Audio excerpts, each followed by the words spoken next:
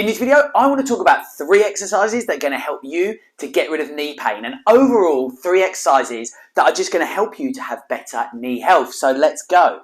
Thanks for checking out this channel. My name's John, head therapist at Jon W Sports Injury. On this channel, looking to do 3 simple things for you.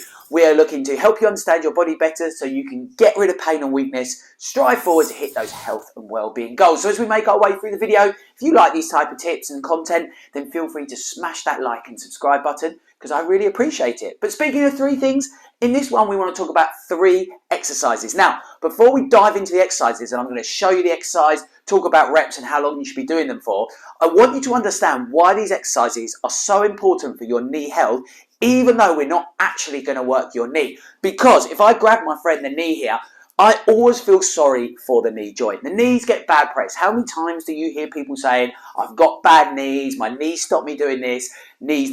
And actually, the knee I often term as this beaten up joint in the middle of our leg.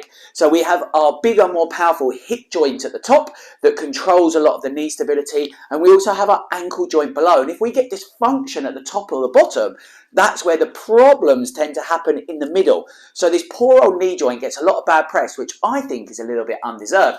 So firstly, we want to understand really about what is the knee joint. Well, really, it's a together point for 4 bones. So we've got the big femur bone, our upper leg bone. We've got the big lower leg bone called the tibia. We've got the fibula, which is there on the outside. And another important one is our patella, the kneecap, if we like, which again, we might not realise, but the kneecap is it's what we call a sesamoid bone, but it's a kind of floating bone that sits in a groove and moves up and down within this groove.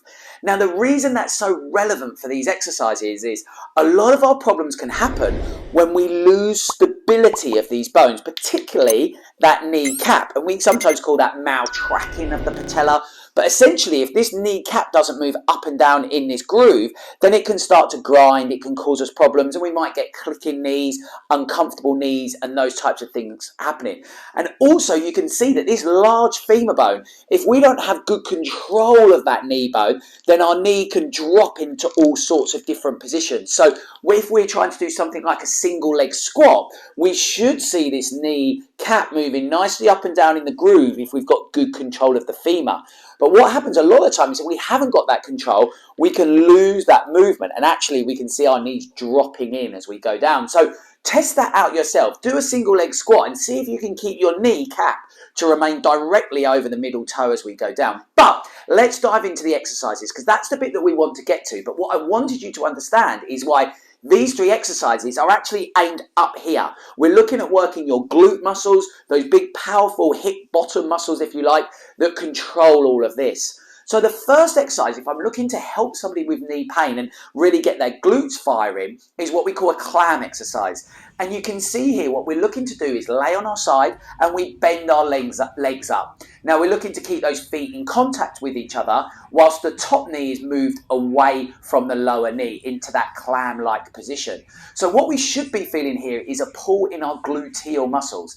If you find that exercise a little bit easy, you've got a band, a elasticated band, wrap that around your kneecaps, and then all of a sudden you'll find that exercise to be even more difficult. But this is our easiest introduction exercise to particularly working glute muscles. But what you should be feeling is just those glute muscles working. The reason I like this and the other 2 exercises that I'm going to come on to is these are what we might call an isolation exercise, where we're actually not looking to use all of our leg muscles, but we're just looking to use our key ones. And in particular, here is our glute muscles. You'll see there's no pressure on the knee. So if you have sore knees, it eases any pressure on the knee, and we can just target those glute ones. Now, the second exercise is what we might call hip abductions, or I sometimes refer to them as wipers.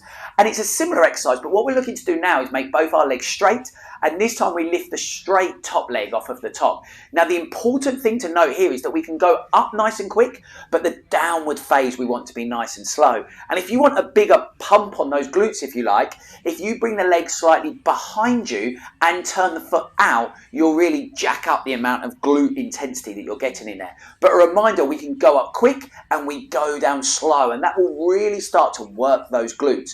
And we want to make sure that we're keeping the leg nice and straight, and as I say, it can be slightly behind us with an externally or turned out foot to really kick that extra bit of work into the glutes. But again, no pressure on the knees, and we should be feeling that working right the way around the hip. You might feel that a little bit on the side of the hip as well, in a muscle that we call your TFL.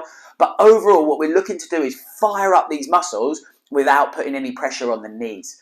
So my third exercise is one that firstly I always have to apologise for because of the name that I refer to it as. But what I have found over my 15, 16 years at time recording this clinical experience is that no one ever forgets how to do this exercise because of the name. And the name that I give to this exercise is the weeing dog. Now, for this exercise, what we want to do is go down onto our hands and knees, and we will go into that bent leg position, and you will see that we bring that leg away into that leg cocking position, if you like, of a dog who is going to the toilet, repeating that where we take the leg away and bring the leg back. Now again, you can see that the leg muscles aren't involved here. The knee isn't under any pressure throughout the exercise. If you do have knee pain and kneeling down is a problem, you can do this onto a cushion, because the movement of the hip is the one that we're looking to get. And what we should be feeling there is a gluteal, a hip pull of those bottom glute muscles to fire. And again, what we'll find, I like to give these 3 exercises as a set, because if you go through those 3 exercises, that won't take you very long, but you should feel that you've got much more glute stability or glute intensity throughout those exercises. And if you complete those exercises, when we're looking to do those, we want to do these exercises perhaps every other day. Give yourself a day off in between to let those glutes reform, repair themselves, because hopefully we might have do what we call a slight amount of damage in order to get them to grow back stronger.